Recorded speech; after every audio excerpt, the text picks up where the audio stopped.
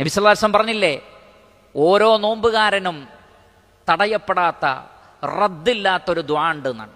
അത് എല്ലാ രാത്രികളിലും ഉണ്ടെന്നാണ്.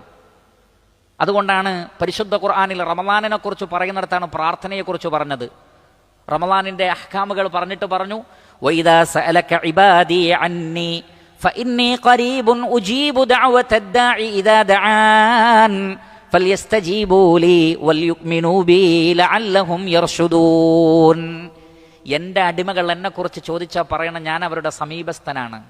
ഇപ്പം ഷഹ്റു റമളാനല്ലദീ എന്ന് പറഞ്ഞിട്ട് പിന്നുള്ള ആയത്തിലാണ് ഇത് പറയുന്നത്. അത് കഴിഞ്ഞ് വീണ്ടും പറയുന്നത് എന്താണ്? ഉഹില്ല ലക്കും ലൈലത്ത സിയാമി റഫസു ഇലാ നിസായിക്കും. വീണ്ടും നോമ്പിന്റെ ഹുക്കുമാണ്. അപ്പോൾ നോമ്പിന്റെ അഹ്കാമുകൾ പറയുന്നതിനിടക്ക് ദുആനെ കുറിച്ച് പറഞ്ഞത് എന്തിനാണ്? ഉലമാക്കൾ പറയുന്നത് നോമ്പിന്റെ സമയത്തുള്ള പ്രാർത്ഥനയുടെ പ്രാധാന്യമാണ്.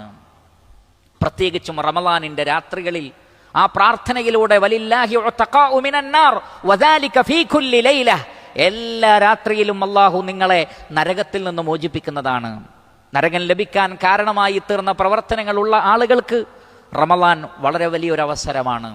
അതുകൊണ്ട് ധാരാളമായി ദുആ ചെയ്യുക.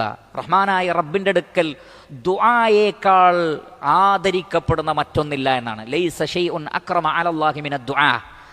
പ്രാർത്ഥനയേക്കാൾ പടച്ച റബ്ബിൻ്റെ അടുത്ത് ആദരവോടെ സ്വീകരിക്കപ്പെടുന്ന മറ്റൊരു വിഷയമില്ല എന്നാണ്. അടിമകൾ അള്ളാഹുവിനോട് പ്രാർത്ഥിക്കുമ്പോൾ അള്ളാഹു സുബ്ഹാനഹു വ തആലക്ക് അങ്ങേയറ്റത്തെ ഇഷ്ടമാണ് അടിമകളോട്. ദുആ ചെയ്യുമ്പോൾ റഹ്മാനായ റബ്ബിന് അടിമകളോട് ഇഷ്ടമാണ്. കാരണം ദുആ എന്നുള്ളത് മുഖുൽ ഇബാദ, ഇബാദത്തിന്റെ മജ്ജയാണ്. പ്രാർത്ഥന അതിനുവേണ്ടിയാണ് അള്ളാഹു മനുഷ്യനെ സൃഷ്ടിച്ചത് പോലും. അതുകൊണ്ട് ധാരാളമായി ദുആ ചെയ്യുക. ഇഹപര നന്മകൾക്ക് വേണ്ടി ഒട്ടനവധി പരീക്ഷണങ്ങളിലൂടെയാണ് വ്യക്തികളും കുടുംബങ്ങളും സമൂഹവും കടന്നുപോയിക്കൊണ്ടിരിക്കുന്നത്.